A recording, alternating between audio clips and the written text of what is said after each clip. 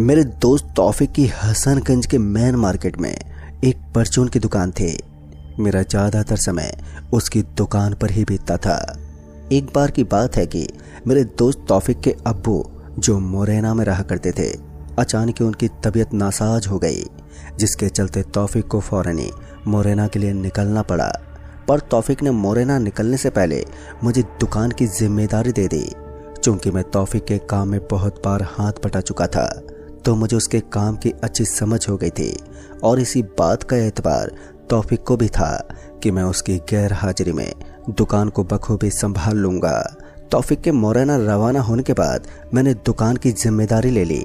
जैसा कि मुझे पता था कि सुबह और शाम के वक्त बिक्री होती है, इसलिए मैं सुबह दुकान खोलकर 1 बजे के करीब दुकान बंद कर देता और फिर 4 बजे के करीब फिर से दुकान खोल देता। सब कुछ ठीक ही चल रहा था कि एक रात यहीं कोई 11 बजे के करीब जब मैं दुकान बंद करने के लिए उठा, तो मेरी नज़र सामने वाली दुकान पर पड़ी, जो हमेशा बंद ही रहती थी, पर आज वो दुकान खुली हुई थी। तौफीक ने बताया था कि पहले ये दुकान किसी कसाई की थी, जो गोश्त बेचा करता था। एक सुबह इसी दुकान में उसकी 2 हिस्सों में लाश बरामद हुई। फिर उसके बाद से ये दुकान हमेशा के लिए बंद हो गई। पर आज तक किसी को पता नहीं चला कि उस रात कसाई फारूक को किसने मारा था। चूंकि कसाई फारूक की मौत उसकी दुकान में हुई, तो ऐसे में फिर किसी ने ये दुकान किराए पर लेने की हिम्मत नहीं दिखाई। फिर ये कौन जनाब थे जिन्होंने ये दुकान लेने की हिम्मत दिखाई? कुछ देर तक तो मैं उस दुकान की तरफ देखता रहा, ये जानने के लिए कि ये दुकान किसने ली है। पर जब अगले 5 मिनट तक कोई दुकान के बाहर नहीं आया, तो मैं अपनी दुकान बढ़ाकर लौट आया। घर पहुंचते मुझे तौफीक का कॉल भी आ गया था। बात करने पर पता चला कि उसके अब्बू की तबीयत में जरा भी सुधार नहीं हुआ है, इसलिए तौफीक को लौटने में अभी वक्त लगेगा।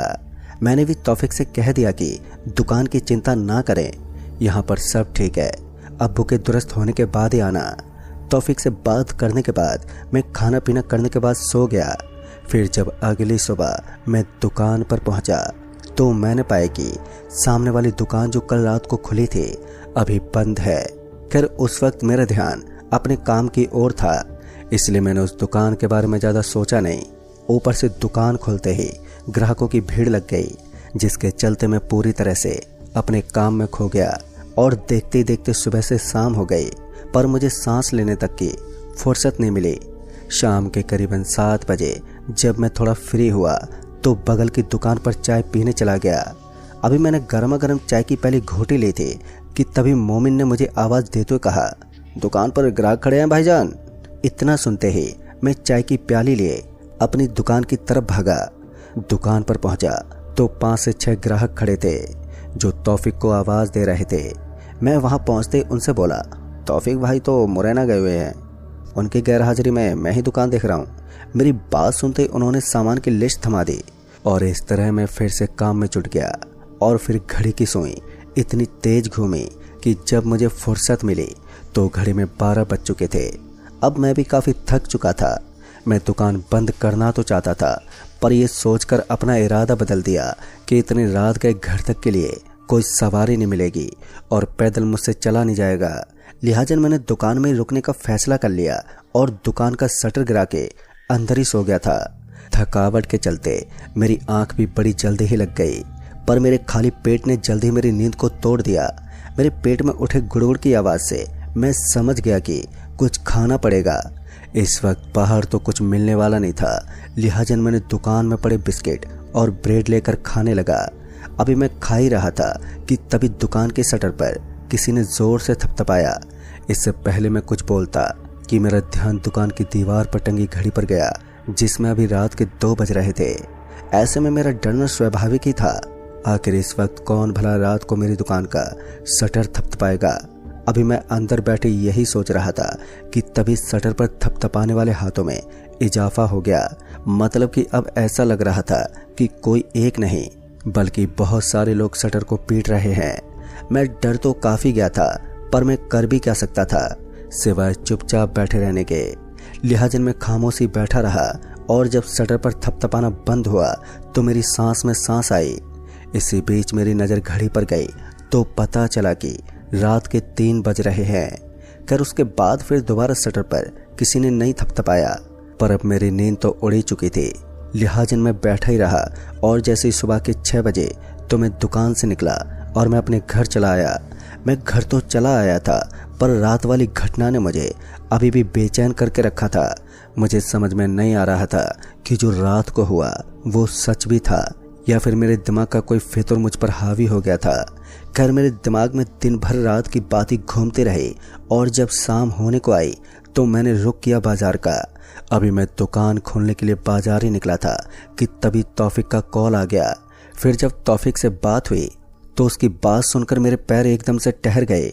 दरअसल तौफीक को पिछली रात की घटना की पूरी जानकारी थी, जबकि मैंने किसी से कुछ कहा ही नहीं था। फिर तौफीक को कैसे पता चला कि मैं पिछली रात को दुकान पर ही रुक गया था और दुकान की शटर पर थपथपाने की आवाज़ से मैं डर गया था।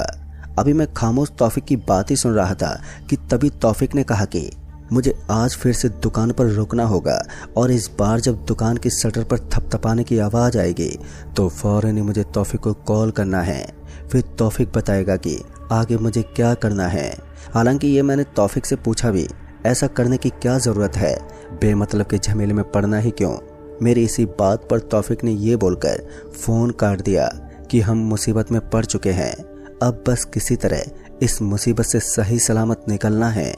तौफीक की इस बात से मैं ये तो समझ गया था कि सच में ही कोई बड़ी मुसीबत गले पड़ चुकी है, क्योंकि तौफीक बहुत ही गंभीर टाइप का बंदा था। वो कोई भी बात यूं ही नहीं करता था। पर मेरे जहन में ये सवाल था कि आखिर हुआ क्या है और क्या होने वाला है। खैर मैं इन्हीं उलझनों के साथ दुकान पर पहुंच तो गया, पर काम पर मन नहीं लग रहा था। सच्ची कहूँ तो अब मेरे दुकान पर बिल्कुल भी जी नहीं लग रहा था, जिसकी वजह से कुछ ग्राहकों से मेरी थोड़ी तो मैं भी हो गई। फिर जब बाजार बंद होने को आई तब जाके कहीं मुझे ग्राहकों से छुटकारा मिला। रात के 11 बजते बजते पूरा बाजार ही बंद हो गया और मैं तौफीक के कहे अनुसार दुकान का शटर गिरा के अंदर ही बैठ गया। दिल में धुकधुकी तो चल ही रही थी। फिर जब रात के 1:45 बजे के करीब तौफीक का फ़ोन आया तो तौफीक ने फ़ोन पर बताया कि जैसे दुकान की शटर पर थपथपाने की आवाज़ आए तो वैसे ही शटर खोल देना। फिर ये देखना कि सामने है कौन। अगर सामने कोई खड़ा नजर आए तो उसे दुकान के गले में रखी लाल पोटली थमा देना और कहना काम पूरा हुआ, और फिर बिना कुछ बोले सीधे घर के लिए निकल जाना। हो सकता है वो शख्स तुम्हें आवाज़ भी दे या फिर तुम्हारा पीछा भी करे, पर तुम ना तो उसका जवाब देना और ना ही पीछे पलट कर देखना। और घर पर पहुंचते पहले नहा लेना और फिर अपने गीले बदन को आग की गर्मी से सुखा लेना। इसके बाद तुम्हें चिंता करने की कोई ज़रूरत नहीं है। पर शटर खोलते ही सामने कोई नहीं दिखा तो तुम्हें कसाई फारूक की दुकान खुली नजर आएगी। तुम फौरन ही कसाई फारूक की दुकान पर जाना और कहना फरमान पूरा करो। तुम्हारे इतना कहते ही तुम्हारी पीठ नीचे झुक जाएगी। तुम्हें लगेगा कि तुम्हारी पीठ पर बहुत ही भारी भरकम बोझ लदा हुआ है, पर इस वक्त तुम्हें घबराना नहीं है। तुम फौरन ही वहाँ से निकल जाना और अलीगंज के चौक से सीधे जंजीरा कब्रिस्तान चले आना। जंजीरा कब्रिस्तान पहुँचते ही तुम मुझे कॉल करना, फिर मैं बताऊंगा कि आगे क्या करना है। दोस्तों तौफीक की बात ध्यान से सुनने और समझने के बाद मैं मन ही मन ये दुआ कर रहा था कि शटर खोलते ही कोई सामने दिख जाए ताकि उसे लाल बोतल थमा के जल्दी से जान छूट जाए। खैर तौफीक के फ़ोन रखने के चंद मिनटों के बाद ही दुकान की शटर पर थपथपाने की आवाज़ आई। तौफीक के अनुसार मैंने घबराहट के साथ ही दुकान का शटर खोला। दुकान का शटर खोलते ही जब मैंने आसपास देखा तो वहाँ पर कोई भी नज़र नहीं आया, और फिर जब मैंने कसाई फारूक की दुकान की तरफ देखा तो मैंने पाया कि वो दुकान खुली हुई है, जिसका साफ मतलब था कि अब मुझे जंजीरा कब्रिस्तान जाना पड़ेगा। जंजीरा कब्रिस्तान हमारे यहाँ का वो कब्रिस्तान था जहाँ से लोग गुजरने से भी कतराते थे। लोगों का कहना था कि जंजीरा कब्रिस्तान में काली रूहों का राज है। अगर आप गलती से भी इन रूहों के गिरफ्त में आ गए तो आपका मरना तय है। पर मेरे पास तो कोई दूसरा चारा भी नहीं था सिवाय तौफीक की बात मानने के। लिहाजन मैं कसाई फारूक की दुकान पर गया और बोला फरमान पूरा करो। मेरे इतना बोलते मेरी पीठ एकदम से झुक गई। मुझे अचानक ही बहुत ही भारीपन महसूस होने लगा, जैसा कि तौफीक ने कहा था, पर मुझे जरा भी अंदाज़ा नहीं था कि इस कदर का भारीपन महसूस होगा कि चला भी नहीं जाएगा। खैर अब तो कैसे भी करके मुझे जंजीरा कब्रिस्तान पहुंचना था। लिहाजन मैंने अली चौक की तरफ बढ़ना शुरू कर दिया। चूंकि अभी रात के 2 बज रहे थे, इसलिए चारों तरफ सिर्फ हवाओं की सनसनी सुनाई दे रही थी। वहीं अब अली चौक पहुंचते पहुंचते मेरा दम बहुत ही बुरी तरह से फूल चुका था और गला भी सूख चुका था, जबकि मैं मुश्किल से 300 मीटर ही चला था। ऐसी हालत में मेरा जंजीरा कब्रिस्तान पहुंच पाना कतई मुमकिन ही नहीं था। अभी मैं इसी सोच में था कि अब क्या होगा कि तभी पीछे से किसी ने मेरा नाम पुकारते हुए कहा, आलोक भाईजान, इतनी रात गए, यहाँ पर क्या कर रहे हैं? वो आवाज सुनते ही जब मैंने पीछे की ओर देखा तो मैंने पाया कि ये तो तमीम भाई है, जो अपनी बाइक पर बैठा हुआ था। तमीम भाई पर नजर पड़ते ही मैंने उसे इशारे से अपने पास बुलाया। वहीं अब तक तमीम भाई भी मेरी बिगड़ी हुई हालत को भांप चुका था। तमीम भाई फौरन ही अपनी बाइक से उतरा और दौड़ते हुए मेरे पास आया। मेरे पास आते ही तमीम भाई ने मुझे सहारा देते उठाया और मुझे अपनी बाइक पर बैठाकर बाइक को घर की तरफ मोड़ दिया। ये देखते कि तमीम भाई मुझे घर पर लेकर जा रहे हैं, मैंने तुरंत ही तमीम भाई से कहा, मुझे जंजीरा कब्रिस्तान जाना है, घर नहीं। मेरे इतना कहते ही तमीम भाई कुछ देर के लिए खामोश हो गए। फिर कुछ सोचने के बाद बोले, फरमान पूरा करने जा रहे हो क्या? जिस पर मैंने अपना सर हाँ में हिलाया। मेरे हाँ में जवाब देते ही तमीम भाई बोले, मैं जंजीरा कब्रिस्तान से 100 मीटर पीछे छोड़कर चला जाऊंगा। तमीम भाई की बात सुनकर मैं ये तो समझ ही गया था कि मसला बेहद ही संगीन होने वाला है। खैर इसी बीच तमीम भाई ने बाइक स्टार्ट की और हम निकल पड़े जंजीरा कब्रिस्तान की ओर। वहीं अब बढ़ते भारीपन के चलते मेरी आंखों के सामने धुंधलापन छाने लगा था, यहाँ तक कि मैं कुछ सोच भी नहीं पा रहा था। इसी बीच जब तमीम भाई ने बाइक रोकी तो मैंने उससे कहा कि इतनी जल्दी बाइक क्यों रोक दी? जिस पर तमीम भाई ने कहा कि भाईजान सामने देखो जरा, हम जंजीरा कब्रिस्तान पहुंच चुके हैं। इस पर जब मैंने सामने की ओर देखा तो मुझे जंजीरा कब्रिस्तान का गेट दिखा। हालांकि अभी भी मुझे सब कुछ धुंधला ही दिख रहा था। खैर मैं जैसे तैसे बाइक से उतरा और धीरे धीरे कब्रिस्तान की गेट की तरफ बढ़ने लगा। अभी मैं आगे बढ़ ही रहा था कि तभी मेरे फोन की रिंग बजी।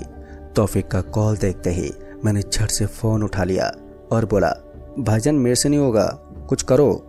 जिस पर तौफीक ने कहा, बस थोड़ी देर और हौसला बनाए रखो, सब कुछ ही देर में ठीक हो जाएगा। तुम बस गेट के पास पहुंचकर बोलना, फरमान पूरा हुआ। तुम्हारे इतना बोलते ही सामने तुम्हें 2 बिना सर वाले जिन दिखाई देंगे। उनके नजर आते ही तुम उनके पैरों की तरफ गौर करना। जिस जिन के कदम के निशान नजर आएंगे तुम उसके गले लग जाना और उसके गले लगते ही तुम्हारे भारीपन खत्म हो जाएगा और फिर वो दोनों जिन भी गायब हो जाएंगे, जिसके बाद तुम घर लौट आना। पर यह ध्यान रहे कि गलती से भी उस दूसरे जिन के गले मत लग जाना, नहीं तो उसके गले लगते ही तुम्हारा शरीर फट जाएगा। तो जरा ये काम थोड़ा संभल कर करना। दोस्तों ये बात करके तौफीक ने कॉल काट दिया। वहीं तौफीक की पूरी बात सुनने के बाद मुझे ऐसा लग रहा था कि यहाँ से अब मैं जिंदा नहीं लौटने वाला। खैर अब मैं इससे पीछे भी नहीं हट सकता था, क्योंकि पीठ पर बढ़ते दबाव के चलते दर्द बर्दाश्त से बाहर होते जा रहा था। मतलब कि कुछ देर के बाद तो मैं दर्द से मरने वाला था। लिहाजा मैंने अपने कदमों को नहीं रोका और जब मैं जंजीरा कब्रिस्तान के गेट पर खड़ा हुआ तो मेरे लिए सबसे दिक्कत वाली बात थी वो ये थी कि अब मुझे बहुत ही हल्का हल्का दिखाई दे रहा था। ऐसे में जिनके कदम के निशान तो दूर, शायद जिनको भी नहीं देख सकता था। खैर मैं गेट के पास पहुंचते ही बोला, फरमान पूरा हुआ। मेरे ये कहते ही कब्रिस्तान का गेट अपने आप ही खुल गया। कब्रिस्तान के गेट के खुलते ही मैं कुछ कदम पीछे हटा। अभी मैं पीछे हटा ही था कि तभी मुझे 2 सफ़ेद साए दिखे जो कब्रिस्तान के अंदर से बाहर आ रहे थे। शायद यही वो 2 सरकटे जिन थे जिनके बारे में तौफीक ने बताया था। मैं अपनी आंखों को मसलते हुए उनके कदमों के निशान देखने की कोशिश कर रहा था, पर अब मैं अपने किस्मत के भरोसे ही था। मतलब कि अब वो ही होने वाला था जो मेरे तकदीर में लिखा हुआ था। लिहाजा मैंने अपनी आंखें बंद कर ली और अपनी बाहें फैलाए उनकी तरफ बढ़ गया। कुछ आगे जाते मैं उन दोनों सरकटे जिनों में से एक से टकरा गया और उस जिन से टकराते मैंने उसका हाथ पकड़ा और फिर ऊपर वाले का नाम लेते हुए उसके गले लग गया। उसके गले लगते मेरे सर में बहुत ही जोर का दर्द उठा और उसके फौरन बाद ही मैं बेहोश हो गया। फिर जब मेरी आंख खुली तो मैं वहीं जंजीरा कब्रिस्तान के गेट के सामने लेटा हुआ था और मेरे आसपास कई लोग खड़े थे। खैर मैं होश में आते ही तुरंत ही उठा और वहां से घर की ओर चल पड़ा। घर पहुंचते मैंने तौफीक को कॉल किया ये पूछने के लिए कि ये सब क्या था? आखिर उसने मेरी जान को खतरे में क्यों डाला? पर जब तौफीक से बात हुई तो उसने ये बोलकर मुझे चुप करा दिया कि अगर मैं मामले की तहकीकात जानने की कोशिश करूंगा तो यकीनन मैं मारा जाऊंगा। ये वो रहस्य है जिससे जितना दूर रहा जाए उतना ही अच्छा है। दोस्तों, तौफीक के इस जवाब से मैं खुश तो बिल्कुल नहीं था, पर मैं उसके इस जवाब से डर जरूर गया था। इसलिए मैंने फिर तौफीक से इस मामले में कुछ नहीं पूछा और महज कुछ महीनों के बाद ही मैं हमेशा के लिए बेंगलोर आ गया, जिसके बाद से आज तक मेरी तौफीक से बातें नहीं हुई। तो दोस्तों, इस कहानी में बस इतना ही। कहानी आपको पसंद आई हो तो वीडियो को लाइक शेयर ज़रूर कर दें और साथ ही हमें नीचे कमेंट बॉक्स में ज़रूर बताएं। तो मैं जल्दी मिलूँगा ऐसी एक और नई कहानी के साथ ही। तब तक के लिए बाय एंड टेक केयर।